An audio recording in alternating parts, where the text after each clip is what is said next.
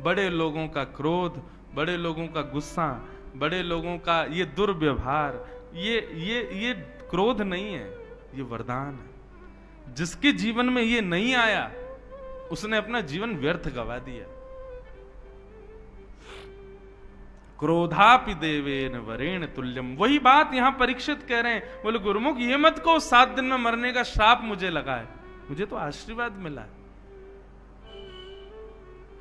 और कैसा आशीर्वाद देखो, श्राप को आशीर्वाद माना तो आशीर्वाद ही बन गया। आज तक इस आशीर्वाद का साक्षी पूरा विश्व लेता है भागवत सुन करके, ये आशीर्वाद ही तो था। परीक्षित जी ने अगर उसको श्राप ही माना होता ना तो वो श्राप ही बन गया होता, लेकिन परीक्षित जी ने उसको स्वीकार किया एक आशीर्वाद के रूप में। ऐसी बंधुओं जीवन में कैसी भी स्थिति आवे, विपरीत भी आवे ना, उसको भी भगवत कृपा मानो तो विपरीत स्थिति विपरीत नहीं रहेगी, वो कृपा ही बन जाएगी ठाकुर जी की। आप सकारात्मक बुद्धि से जियो तो सही।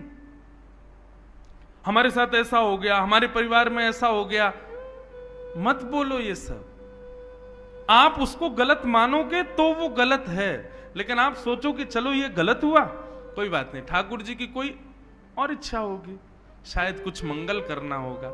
आप ऐसा मानेंगे, जैसे ही मानेंगे तुरंत आप देखना कि वो आपको प्रसाद जैसी दिखने लगेगी वो स्थिति।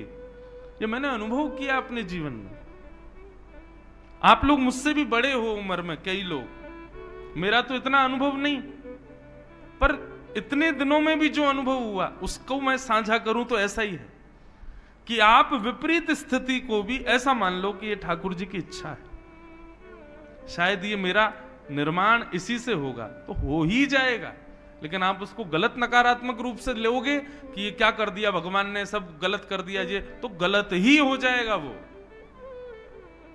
राजा परीक्षित को 7 दिन में मरने का श्राप लगा, लेकिन उन्होंने मुस्कुरा करके वरदान मान करके उसको स्वीकार किया। अपने पुत्र जन्मेजय को राज्य गद्दी पर बिठाया इंद्रप्रस्थ के, और स्वयं आ गए कहां, इसी नगर में। और भ्रमण करते हुए सुखतीर्थ गंगा के तट पर जैसे ही पहुंचे, असंख्य संत बैठे थे वहां पर। सबसे जाकर के राजा परीक्षित ने कहा कि भगवान जल्दी मरने वाले की मुक्ति का उपाय बताइए।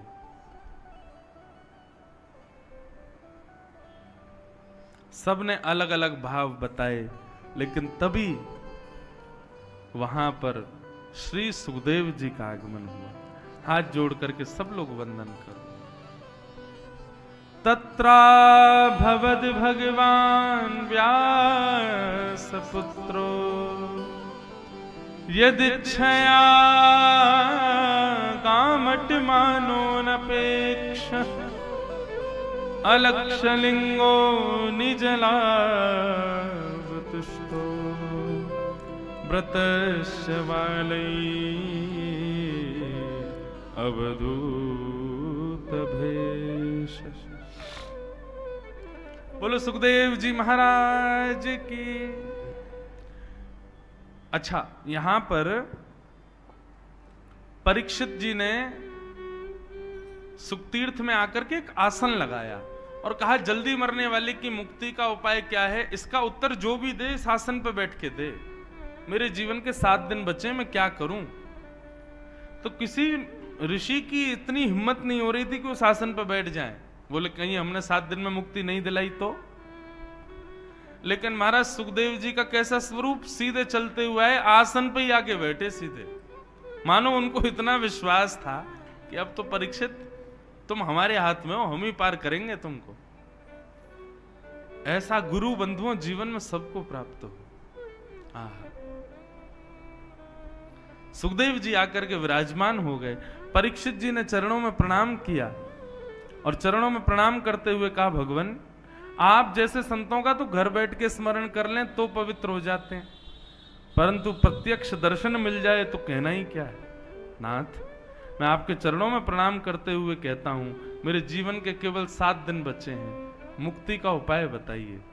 मैं 7 दिन में मुक्ति कैसे प्राप्त करूं। अतः पृच्छामि संसिद्धिम योगिनाम परमम गुरुम पुरुषस्येह यत् कार्यम म्रियमाणस्य सर्वथा। मेरे जीवन के केवल 7 दिन बचे। और परीक्षित के इस भाव को सुन करके श्री अब सुखदेव जी यहां से बोलना प्रारंभ करते हैं। मैं ये भाव जब भी सुखदेव जी कथा में आते हैं तब ये भाव जरूर गाता हूं। और आज तो हम ही सुखतीर्थ में आए हैं, तो आज कैसे रह जाऊं? जिनकी शरण से आज मेरा जीवन है, जिनकी शरण से आज मेरी कथा से कितनों का जीवन चल रहा है, कितनों की कथा से कितनों का जीवन चल रहा है, ऐसे शरणागत वत्सल श्री सुखदेव जी को हम यही कहते हैं, तेरी शरण में आके मैं धन्य हो गया, तेरी शरण में आके मैं धन्य हो गया, तेरी शरण में आके मैं धन्य हो गया, तेरी शरण में आके मैं धन्य हो गया, वो तुझको अपना बना के मैं धन्य हो गया, तुझको अपना बना के मैं धन्य हो गया, जन्मों की प्यास थी जो, जन्मों की प्यास थी जो, जन्मों की प्यास थी जो, जन्मों की प्यास थी जो, संपन्न हो गया, तेरी शरण में आके मैं धन्य हो गया, तेरी शरण में आके मैं धन्य। श्री सुखदेव जी महाराज की। दिशा और दशा दोनों को जो सुधारे वो गुरु है। अनंत गुरुओं की ऐसी कथाएं आती हैं जिन्होंने अपने वचनामृत से, कल ही मैंने बताई थी, अंगुली माल को बुद्ध भगवान ने केवल एक बात कही और उसी से अंगुली माल का जीवन बदल गया। ऐसे ही एक भक्त का चरित्र भी हम हिसार में सुना रहे थे, घाटम दास जी। उनका नाम पहले घाटम ही था, दास जी तो वो बाद में बने। तो घाटम जी का चरित्र इतना सुंदर है कि घाटम जी जयपुर के पास के गांव के बहुत बड़े चोर थे और उनका ये पुश्तैनी काम था। दादा परदादा परदादा सब चोर ही थे, वो भी चोर थे। उनके यहां एज अ बिजनेस देखा जाता था, इस काम को गलत नहीं मानते थे। तो रात्रि में जब लोग बाग निकलते थे उस नगर से, उस गांव से, तो घाटम जी बैठे रहते थे और उस व्यक्ति को पकड़ करके लूट लेके जाना, यही उनका काम था। एक बार घाटम जी बैठे थे, देखो भगवत कृपा कैसी, गुरु भी बंधुओं भगवत कृपा से ही आते हैं जीवन में। आप सोचो, जो लोग कहते हैं हम ढूंढ रहे हैं गुरु जी कोई मिल जाए तो बनाएंगे, कभी नहीं मिलेंगे। अपने कर्तव्य कर्मों को आप सुदृढ़ करो, ठाकुर जी कृपा करके अपने आप गुरु भेजेंगे आपके जीवन में। घाटम दास जी का कोई पूर्व संचित कर्म ऐसा रहा होगा जिससे उनको, एक दिन रात्रि चोरी करने के लिए जंगल में बैठे थे तो एक गुरु जी आए, एक संत आ गए। संत ने आकर के घाटम दास जी को जब देखा, ए भाई इतनी रात में तुम क्या कर रहे हो? संत भेष देख करके घाटम दास जी ने उनका हरण तो कुछ नहीं किया, बोले संत इनसे क्या लूं?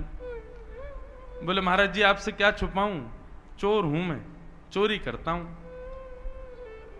संत बोले काम तो अच्छा नहीं है। बोले कि महाराज आपके लिए अच्छा नहीं होगा, पर हमारे तो घर परिवार शतकों से इसी से चल रहे हैं। हमारे दादा परदादा परदादा हम सब चोरी थे, मैं भी चोर हूं। अभी मैं कल परसों से अपने बेटा को भी लाऊंगा, उसको भी सिखाऊंगा, उसको भी सीखना तो है भाई, हमारा पुश्तैनी काम है। संत बोले क्यों करते हो, गलत है ना, किसी की मेहनत की कमाई को तुम ऐसे लूट लेते हो। बोले तो हम भी तो मेहनत करके लूटते हैं, हमारी भी तो मेहनत है। वो व्यक्ति सत्कर्म करके कमा रहा है, हम मेहनत करके पूरा मंत्रणा बना के लूट रहे हैं, तो इसमें भी तो मेहनत है। घाटम दास जी के वचन सुनकर के संत बोले भैया इसके रग रग में चोरी है, नहीं निकल पाएगी। संत ने उनके चरणों में, घाटम दास जी ने चरणों में प्रणाम किया। बोले आप आज्ञा करो, यदि आपके मन में कोई भाव हो तो। बोले भाई तुम मेहनत करके धन कमाया करो। बोले मेहनत ही तो करता हूं नाथ। संत बोले ये नहीं सुधरेगा। संत बोले तो ठीक है, एक काम करो, तुम सब जो मन करे वो करो, 4 काम हमारे कहे के करो। बोले आज्ञा करो। पहला, सदा सत्य बोलोगे, कभी झूठ नहीं बोलना। चोरी की तुमको छूट है, तुम चोरी करो, डकैती डालो, लेकिन तुम सदा सत्य बोलोगे। घाटम दास जी बोले ठीक है। दूसरी बात, साधु संत वैष्णव जब दिख जाएं, जहां दिख जाएं, उनकी सेवा करोगे। घाटम जी बोले जो आज्ञा। तीसरी बात, जीवन में जो कुछ भी पाओगे उसको पहले भगवान को निवेदित करोगे, चाहे चोरी की सामग्री क्यों ना हो, पहले भगवान को अर्पित करो, उसके बाद अपने जीवन में उसका प्रयोग करना जी। और राह चलते किसी भी मठ मंदिर को यदि देखो तो 100 काम छोड़ के पहले वहां प्रणाम करो, दर्शन करो, परिक्रमा करो, फिर आगे चले। ये 4 काम तुमको करने, समझ आ गए कौन कौन से? पहली बात सत्य बोलनी है, दूसरा संत ब्राह्मण वैष्णवों की सेवा करनी है, तीसरा कुछ भी सामग्री लोगे पहले ठाकुर जी को निवेदित करनी है, प्रसाद बना के उसको स्वीकार करना है, और चौथी बात, राह में कोई भी मठ मंदिर मिले पहले वहां प्रणाम करो, फिर आगे चलो। घाटम जी बोले ये तो मैं कर सकता हूं, बस चोरी की छूट है। बोले हाँ खूब चोरी डकैती करो, बस ये 4 काम ध्यान रखना। ऐसा कह के संत चले गए। घाटम जी तो महाराज अब ऐसे ही रहने लगे, सत्य बोलते थे, संतों की सेवा करते थे, कोई भी चोरी करते पहले भगवान को देते, फिर अपने प्रयोग में लेते, और कहीं भी कोई मंदिर मिलता प्रणाम करते। गुरु के बताए मार्ग पर चल रहे थे तो चोरी में उनको और ज्यादा लाभ होने लग गया। अब ज्यादा गहने मिलने लगे और ज्यादा उनके घर को लाभ होने लगा। घाटम जी बड़े खुश, बोले बढ़िया गुरु जी मिले हैं, बस ये 4 सरल से नियम बता गए हैं, सब बढ़िया चल रहा है। एक दिन गुरु जी ने घाटम जी को निमंत्रण भेजा कि हमारे मठ का उत्सव है, पधारो और कुछ सेवा करो यहाँ पे। तो घाटम जी बोले गुरु जी के उत्सव में सेवा करनी है, कोई छोटी मोटी सेवा नहीं, ऐसी सेवा करूं कि पूरा उत्सव का सारा खर्चा मैं ही करूं, तब मुझे सुख मिलेगा कि मैंने गुरु जी को दक्षिणा दी। बोले उसके लिए बड़ी चोरी करनी पड़ेगी, क्या करें? तो बोले कि महाराज जिस नगर में हम रहते हैं वहां के राजा के बड़े मूल्यवान घोड़े हैं, यदि एक घोड़ा उनमें से चुरा लिया जाए और उसके बदले जो धन आए वो इतना धन होगा कि गुरु जी के एक नहीं 6-7 उत्सव मैं ही करवा दूंगा। तो घाटम जी ने एक सिपाही का रूप धारण किया, राजा के दरबार में जाने लगे। द्वारपालों ने पूछा कहां भाई, कहां घुसे चले जा रहे हो भीतर, कौन हो? थे तो सिपाही भेष में। अब पूछा कौन हो, तो सत्य बोलते थे। बोले चोर हूं, चोरी करने आया हूं। तो सिपाहियों को ऐसा लगा कि भैया ये कोई राजा का अंतरंग व्यक्ति है और हमने इससे पूछ लिया कि तुम कौन हो, तो इसको बुरा लग गया है, इसलिए ये व्यंग में बोल रहा है कि चोर हूं। अरे भैया क्षमा करो, जाओ भीतर जाओ। घाटम जी बड़े खुश, सत्य बोल रहा हूं फिर भी देखो आज्ञा मिल रही है, जाओ। घाटम जी भीतर गए, राजा के 4 घोड़े थे, उनमें सबसे महंगा घोड़ा काला वाला था, वही चुराया। उस पर बैठ करके और महाराज बाहर निकलने लगे तो सिपाहियों ने फिर पूछा, बोले ये तो राजा का घोड़ा, इसको लेके कहां जा रहे हो? बोले बताया था ना चोर हूं, चोरी करने आया हूं, घोड़ा चोरी करके ले जा रहा हूं, अपने घर बेच दूंगा इसको। सिपाहियों को फिर लगा, बोले अब तो कुछ ज्यादा ही बुरा मान गए लगते हैं ये हैं? ये कोई राजा के कार्य से आया व्यक्ति है, हम बार बार इसको टोक देते हैं तो बेचारा बुरा मान जाता है, अपने आप को चोर बताता है। अरे भैया क्षमा करो, तुम जाओ जाओ ले जाओ। घाटम दास जी ले गए। घाटम दास जी घोड़े पर बैठे, बोले गुरु जी की पहली आज्ञा पूर्ण हो गई। गुरु जी ने कहा था जो भी सामग्री लो पहले ठाकुर जी को निवेदित करो। हे ठाकुर जी, ये घोड़ा आपका ही है, ये राजा का नहीं है। मेरी मन बुद्धि स्वीकार कर चुकी है, ये आपका है। ऐसा कह करके जा रहे थे। अब राजा को कहीं निकलना था, उसने अपने घोड़े बुलाए। किसी ने आके बताया, बोले एक काला वाला घोड़ा तो है ही नहीं महाराज। पूछा गया तो सिपाहियों ने बताया, बोले एक व्यक्ति आया था, वो लेके चला गया। पूरी बात बताई, बोले उसने बताया भी था मैं चोर हूं। राजा बोले तो तुमने उसको पकड़ा क्यों नहीं? बोले हमको लगा इतना सत्य कौन बोलता है, वो बोल रहा था कि मैं चोर हूं, चोरी करने आया हूं, जाके बेच दूंगा। तो हमको लगा महाराज का कोई निजी सेवक है, बुरा मान गया इसलिए ऐसे बोल रहा है, इसलिए छोड़ दिया। जाओ पकड़ो, ज्यादा दूर नहीं गया होगा। सैनिक दौड़े पीछे।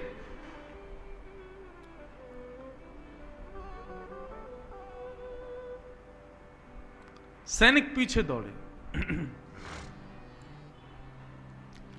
अब यहां घाटम जी घोड़ा लेकर के जा रहे थे। रास्ते में ही एक मंदिर मिल गया और मंदिर में पूजा सेवा चल रही थी। घाटम जी को वैसे भागना तो था, बोले भैया पीछे सैनिक लगे हैं, लेकिन नहीं, कोई बात नहीं, पकड़े जाएंगे तो ठीक है, गुरु आज्ञा रक्षा करेगी। गुरु जी ने कहा था पहले मंदिर प्रणाम करना। घोड़े को एक पेड़ पर बांध दिया, घाटम जी भीतर चले गए। मंदिर में दर्शन करने के लिए गए, इतने में ही सिपाही आए। सिपाहियों ने मंदिर के बाहर पेड़ से बंधे हुए घोड़े को देखा। घोड़े की कद काती और उसका नैन नक्श तो सब वही थे जो राजा के घोड़े के थे, पर उसका रंग अब श्वेत हो गया था। वो काला नहीं था, अब सफेद हो गया था। क्यों? क्योंकि घाटम जी ने उसको भगवान को निवेदित कर दिया था। बोले ठाकुर जी आपका है। ठाकुर जी ने उसका रंग ही बदल दिया। बोले राजा का तो काला था, भगवान का तो सफेद है। सैनिक गए महाराज, सैनिक सब घेर के खड़े थे। घाटम जी अंदर से मंदिर से पूजा पाठ करके परिक्रमा करके बाहर आए, देखा सैनिक खड़े। सैनिकों ने पूछा, हाँ भाई ये घोड़ा किसका है? राम जी का। सत्य बोल रहे हैं, मैंने तो निवेदित कर दिया उनको। बोले तुम राजा के यहां से चुरा के लाए हो ना इसको? बोले हाँ ये बात सत्य है कि राजा के यहां से चुराया, पर मैंने अभी ठाकुर जी को दे दिया है, अब ये ठाकुर जी का है। तो क्या बकवास करते हो? और ये काला था, ये गोरा कैसे हो गया? बोले वो तो मैं भी सोच रहा हूं कि ये गोरा कैसे हुआ। मुझे ऐसा लगता है राम जी को गोरे घोड़े पसंद होंगे, इसलिए उन्होंने इसको गोरा कर दिया। सैनिकों के दिमाग में बात ही नहीं घुस रही घाटम की। बोले बोल क्या रहा है? बोले भाई कद काटी तो वही है, सब नैन नक्श वही है राजा के घोड़े के जो थे, ये गोरा कैसे हो गया? तो घाटम जी बोले मैं बोल भी तो रहा हूं कि मैंने चुराया, और जब चुराया था तब काला था, पर राम जी को निवेदित किया तो गोरा हो गया। सैनिक बोले ऐसे काम नहीं, इसको पकड़ के ले चलो, ले चलो इसको। पकड़ के राजा के सामने ले गए। राजा ने कहा भाई घोड़ा तो ये मेरा ही है, पैरों में नाल भी वैसी, आंख भी वैसी, कान भी वैसे, गले के बाल भी वैसे, सब कुछ, लेकिन ये गोरा कैसे हो गया? और 1 घंटा भी नहीं हुआ तुमको चोरी किए, इतनी जल्दी कोई पुताई करके रंग तो बदल नहीं सकता, ये रंग इसका गोरा कैसे हुआ? घाटम जी बोले क्योंकि नाथ ये पहले आपका था, अब ये राम जी का है। बोले राम जी का मतलब? बोले मैंने राम जी को निवेदित कर दिया, उनको दे दिया, प्रसाद बन गया, अब ये उनका प्रसाद है, उनको गोरे घोड़े पसंद होंगे इसलिए गोरा हो गया। आपका ही है, मैं मानना हूं मैंने ही चोरी किया है, पर ये अब राम जी को दे के मैंने गोरा करवा लिया। राजा का भी सर घूमने लगा। बोले ये कैसा व्यक्ति है, क्या बोल रहा है? बोले सुनो ये झूठ बोल रहा है, ये चोर को बचाने का प्रयास कर रहा है, चोर तो इसने भगा दिया असली घोड़े के साथ, और ये नकली घोड़ा लाके हम लोगों को गुमराह कर रहा है। नहीं नहीं महाराज मैं झूठ नहीं बोलता, ये आपका ही घोड़ा है। बोले यदि ये मेरा घोड़ा है तो मेरे घोड़े की एक पहचान है कि उसके गले के पास में एक मस्सा है बालों के भीतर। बोले देख लो। आकर के महाराज बाल हटा करके देखे, राजा तो महाराज मूर्छित जैसा होगा, मस्सा दिख गया उसको।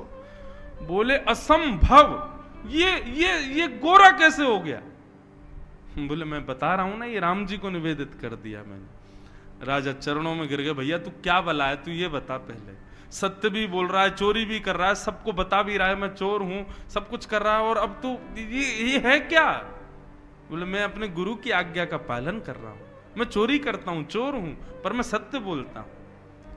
जो भी सामग्री चुराता हूं पहले भगवान को निवेदित करता हूं, संतों की सेवा करता हूं, और कहीं भी मंदिर दिखे, मठ दिखे तो प्रणाम करता हूं। महाराज राजा बोला ये चोर बनने योग्य व्यक्ति नहीं है, बताओ कितना सत्यव्रत अपने गुरु के वचनों के प्रति। बोले महाराज आपकी आज्ञा हो तो आज से आप हमारे राजगुरु, अब आपको चोरी नहीं करनी है, आप हमारे इस राज शासन के गुरु के रूप में विराजमान हो जाओ।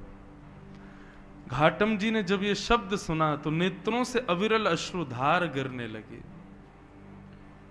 और अपने गुरुदेव को याद करके रोने लगे। मेरे गुरुदेव की सहज वाणी का मैंने पालन किया, चोरी करता था, सब गलत काम करता था, केवल उनकी वाणी का पालन करने पर आज मुझको एक राजा का गुरु पद भी प्राप्त हुई। यदि मैंने कार्य भी सत्कृत्य किए होते तो आज एक राजा नहीं साक्षात राम जी मुझको गोदी में बिठाते।